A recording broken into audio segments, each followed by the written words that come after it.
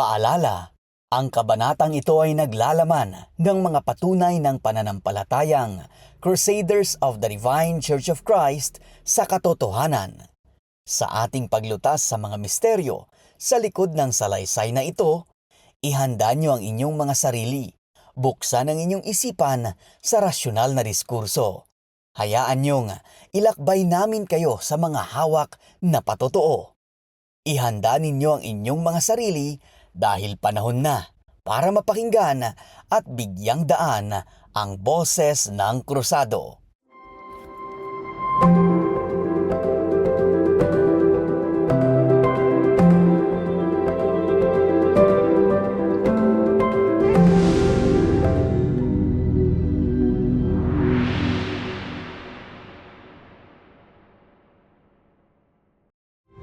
Magandang araw sa inyo lahat.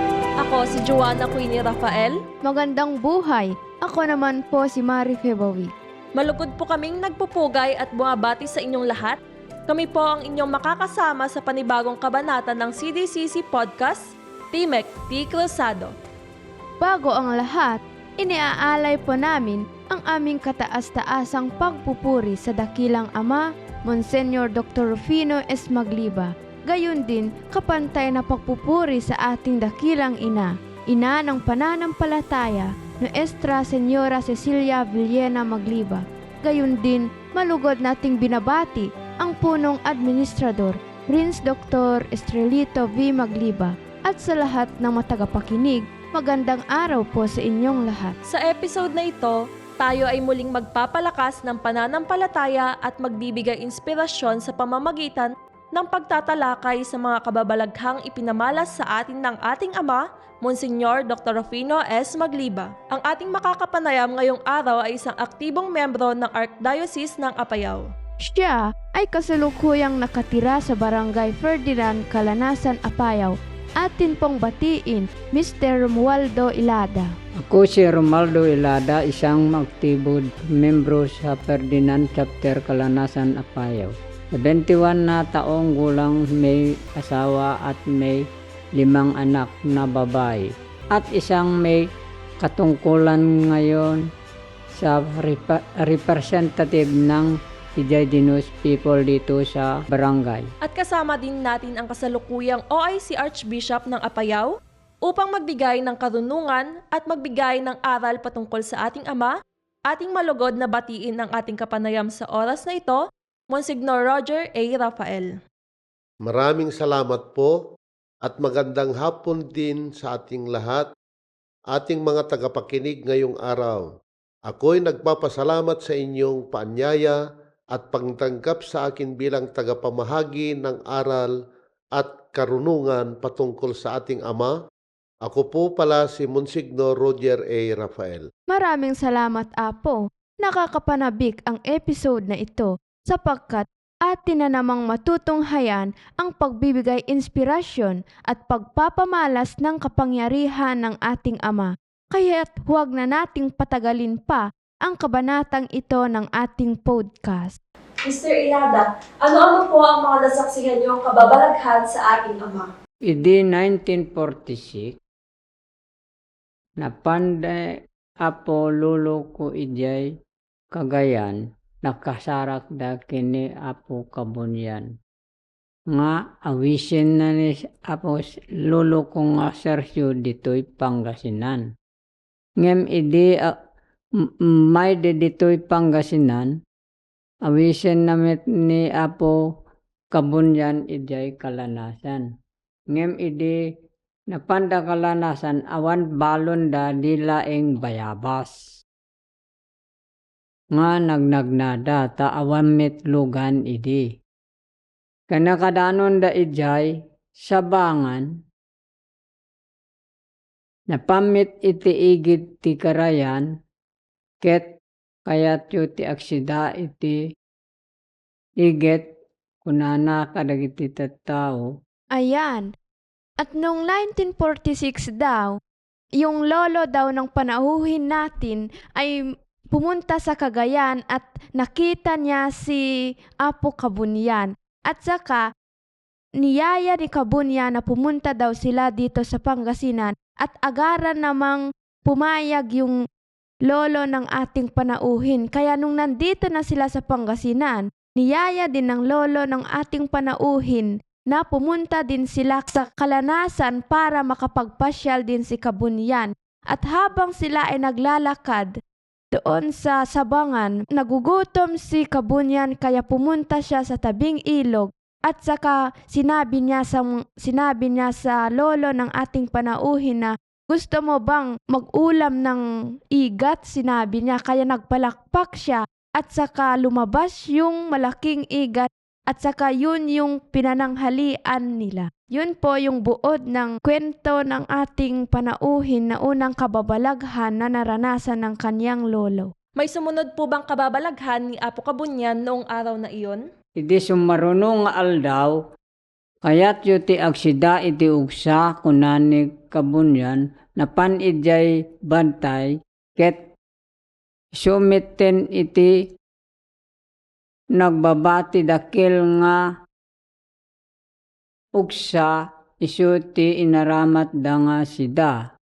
At sa puntong ito, sa araw ding iyon, sa sabangan din lamang, sinabi ulit ni Apo Kabunyan daw na tinanong na yung mga tao kung gusto ba nilang mag-ulam uli ng alingo o baboy damo. Kaya pumunta sila sa kabundukan para humuli ng baboy damo. Pero hindi pa daw sila nagtagal doon. Meron daw bumaba na hayop doon na may sungay na kung tawagin ay sa probinsya ng Apayao ay ugsa o sa Tagalog usa.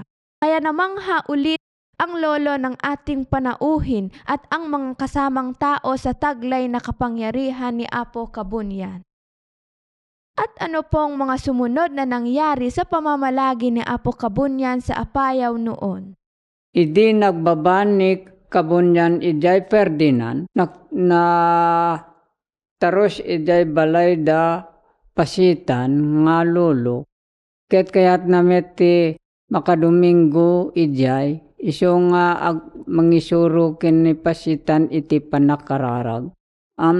MED nagkararag da aramaten dati bato nga pagkararagan nga ribolto. Matapos isa nga lawas nga nagtaeng ijay ni Apo Lakay ket insuro na ni Apo pasitan iti panakararag. Idi na uma detay Lakay ta mapamakilang lang ni Apo detay bato karagiti sang-sangaili na inalana day bato ket imbato na ijay karayan. Aksublimi laeng ti bato ngem idi na uma manin ta adu ti sangaili ni pasitan inalana manin ket pipagpandayan na iti abot insungrod na. At ayan na naman po yung sumunod na kwento daw ng lolo ng panauhin natin.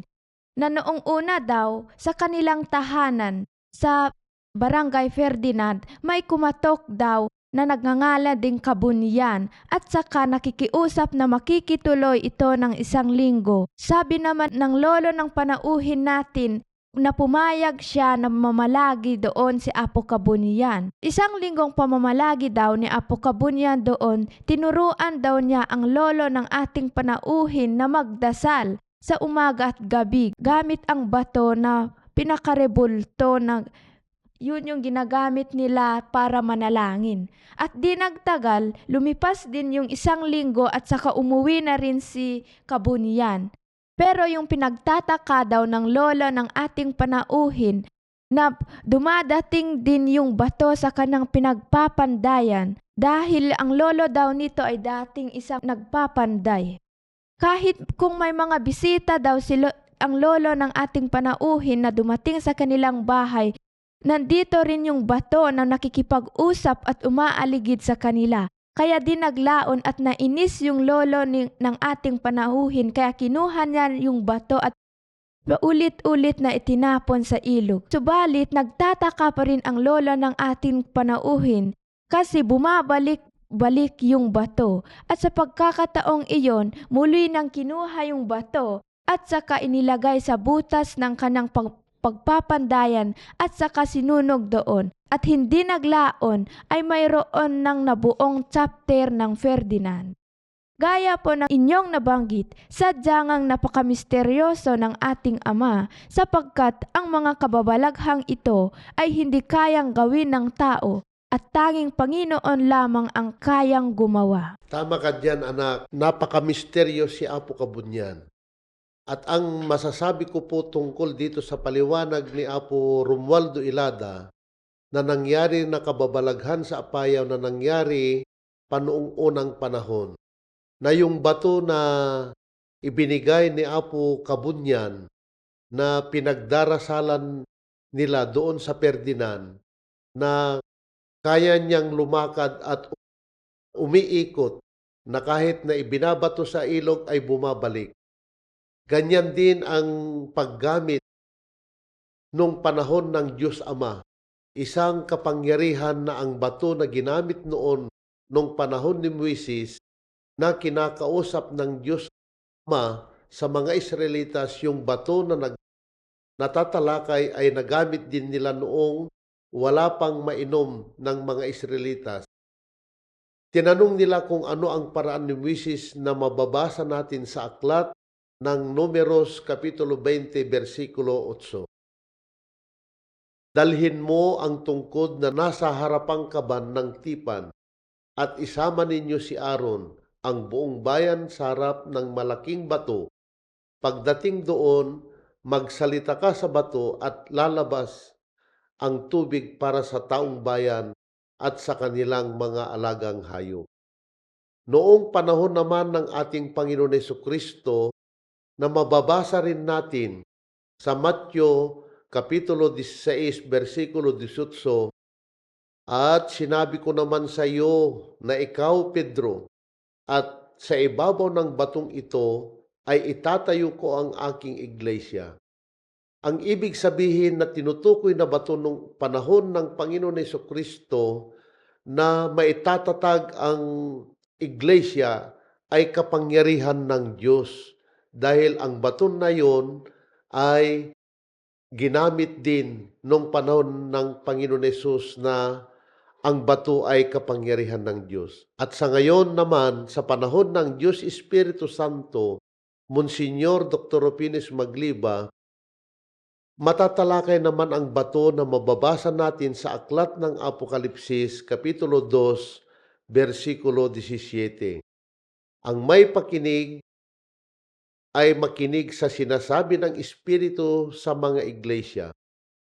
Ang magtatagumpay ay bibigyan ko ng manang natatago at siya'y bibigyan ko ng isang batong puti at sa bato ay may nakasulat na isang bagong pangalan na walang nakakalam kundi yaong tumatanggap.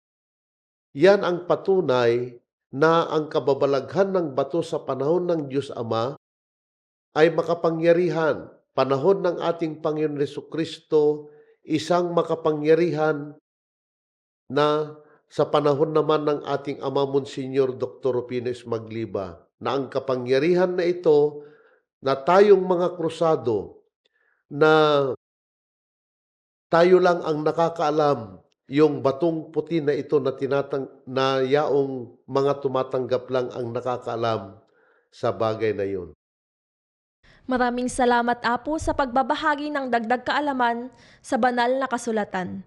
Talaga nga namang walang kapantay ang karunungan at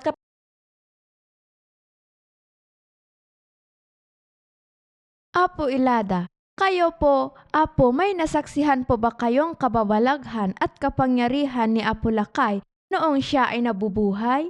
Idi inawis nak ni Apo Ministro Bawig dito'y Pangasinan takayat na ipakita ni Apo Lakay nga Diyos. Ngem idi napang kami agasawa, isumiten iti panakakita mi iti lusok ti imana ken detay sakana. Ngem idi nakita met ti detoy ulo na nga ada tulming na. So nga ni Apo Lakay adapan nakabalin na. Taamok iso na ti Diyos. Anong taon po kayo pumunta dito sa Pangasinan, Apo, upang saksihan ang sinasabi nilang Diyos na makapangyarihan? Idi nga tawen 1971, isu tinapam kami ito'y nga nakisimana. Isu ti nangawis ni Apo Ministro Bawig.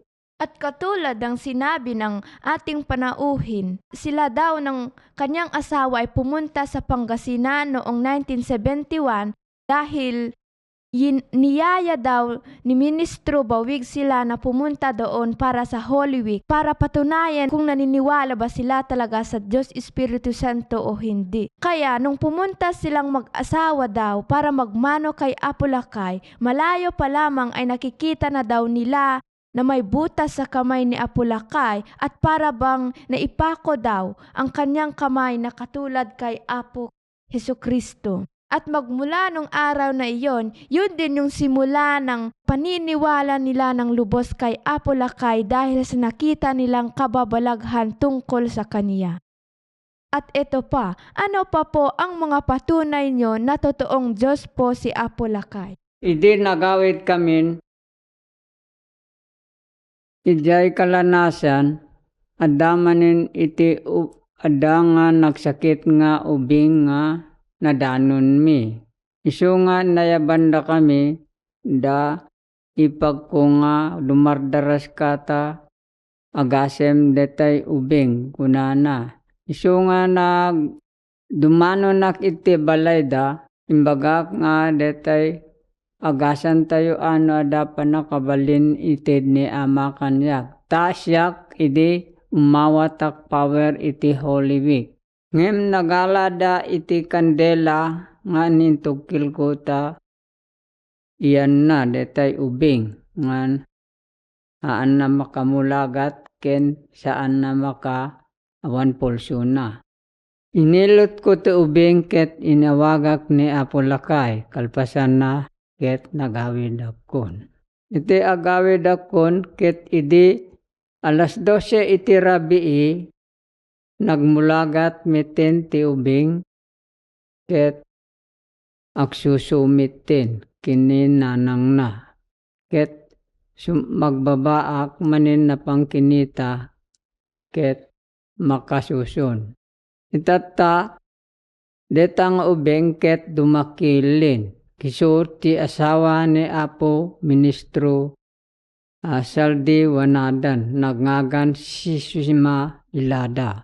At yan, base sa isa na namang istorya ng ating panauhin, noong sila daw ay nakauwi na sa kanilang tahanan galing na naki-Holy Week dito sa Pangasinan, nadatnan daw nila yung pamangkin nila na malubhan na yung karamdaman at inilabas na sa hospital dahil wala na itong tsansang mabuhay. At tinawag siya sa bahay ng kanyang pamangkin para gamutin ito. At dali-dali naman siyang kumuha ng langis na ipanghihilot niya sa bata. At habang hinihilot niya daw ito, sinasabayan daw niya ito ng panalangin at gamit-gamit ang pangalan ni Apulakay. Nung natapos na daw niyang hinilot yung bata, umuwi siya sa kanyang bahay. Nung nag-alas 12 daw ng gabi, pumunta ulit siya sa bahay ng kanyang pamangkin at unti-unti namang gumaling ang bata at nakakain na daw ito ng gatas ng kanyang ina at nakadilat na daw ang kanyang mata.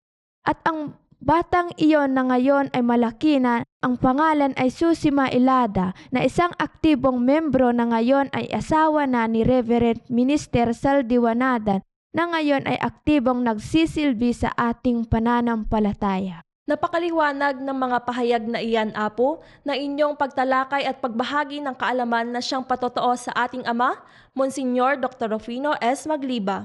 Mga kapatid, ating pahalagahan at ipagpatuloy ang pagsunod sa mga utos ng ating Ama na siyang totoo at tunay na pagtalima bilang isang anak ni Apulakay at bilang isang krusado. At bilang bahagi ng kasalukuyang henerasyon, hindi lang mananatiling makwento ang aming mga nalalaman tungkol kay Apulakay bagkus, instrumento ang mga ito na nagpapalakas at nagpapatibay sa aming dedikasyon na ipalaganap si Apulakay at ang kanyang kaluwalhatian sa anumang panig ng mundo. Maraming salamat sa inyong panunood. inaanyayahan namin kayong abangan ang masusunod pang kabanata ng Crusaders of the Divine Church of Christ. Muli, ako si Mari Febawi. At ako naman po si Joanna Queenie Rafael. Maraming salamat sa pagsama sa amin sa programang ito. Ito ang CDCC Podcast, Timek T. Cruzado.